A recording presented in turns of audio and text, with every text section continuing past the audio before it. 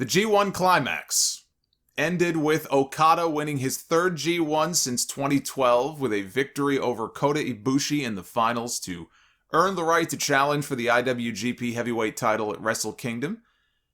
A finals that had to be stopped early due to injury.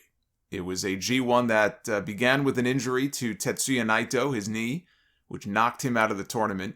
And sadly, it ended with one as well. A dislocated right shoulder suffered by Ibushi on a Phoenix Splash that missed when Okada rolled out of the way, and he crashed and burned. He landed hard. It looked like he broke his arm. He was holding his arm immediately. He was holding his wrist.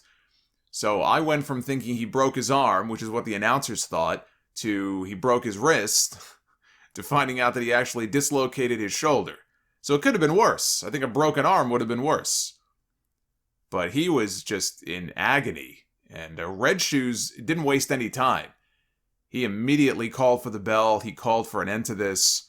So he had to know how serious it was right away. I mean, this is New Japan. I mean, guys, they get hurt all the time and they continue on.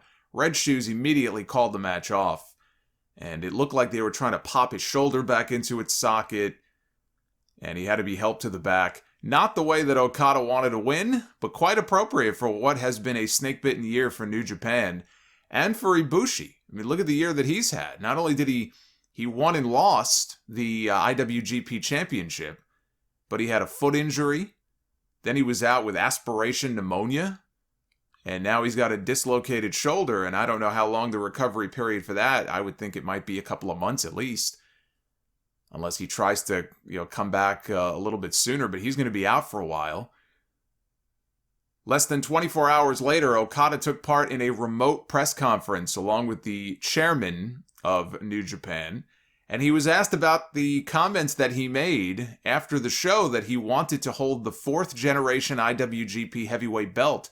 That is the previous belt, the one that Okada held many times, that they've replaced earlier this year with a new design. And this is what Okada had to say. Well, I won the G1 and I want to face Ibushi again, but I feel there should be something concrete to represent that. I am not a champion and I don't have anything to put up. The IWGP Heavyweight Championship that Ibushi retired, though, I'm not saying that people should call me the Xth Heavyweight Champion or anything, but I want to hold that belt until Ibushi gets back.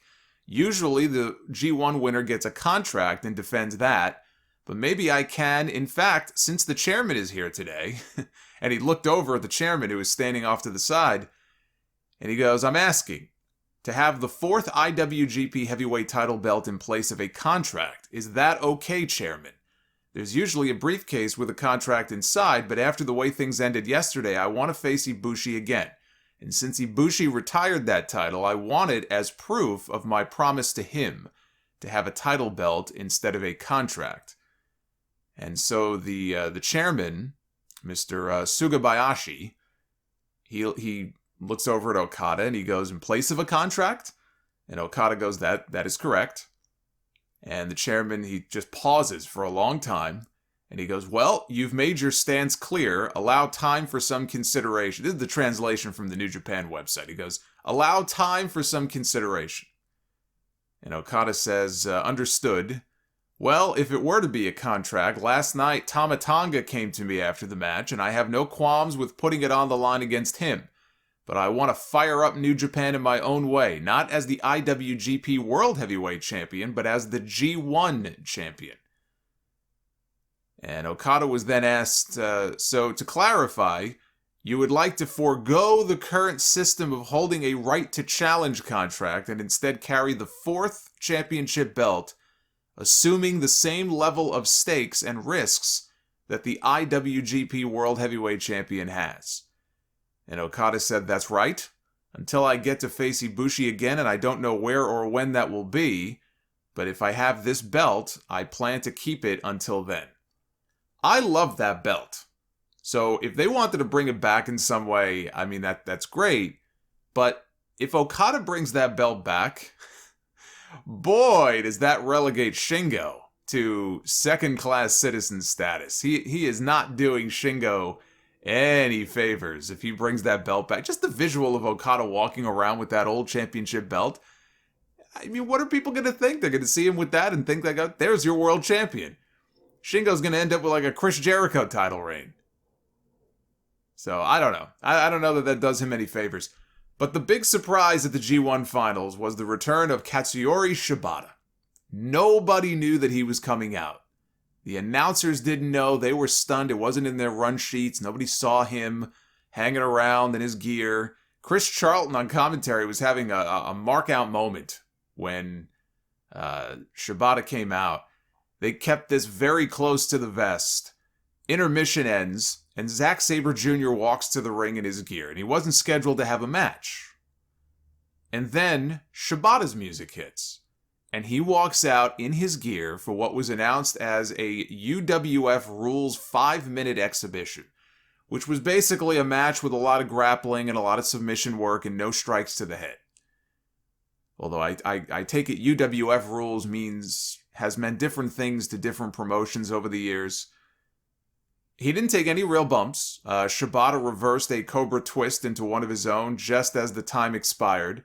Both men asked for 5 more minutes like they were Lex Luger and Tatanka at the King of the Ring in '93.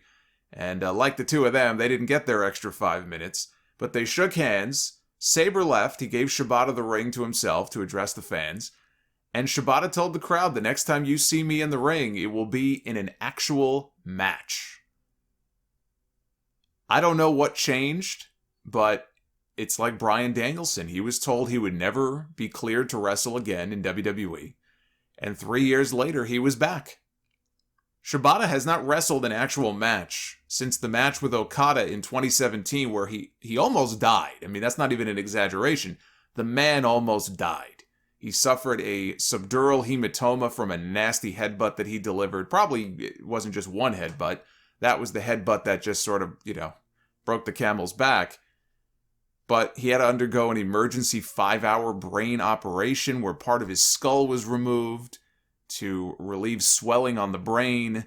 I mean, for him to come back and look as great as he did in there with Sabre is incredible. Now, he's been training young lions at their LA dojo since he was forced into retirement, so physically, it's not like he hasn't been... He's probably been in the ring, grappling and rolling and doing stuff like that, and I'm sure training in the gym, clearly.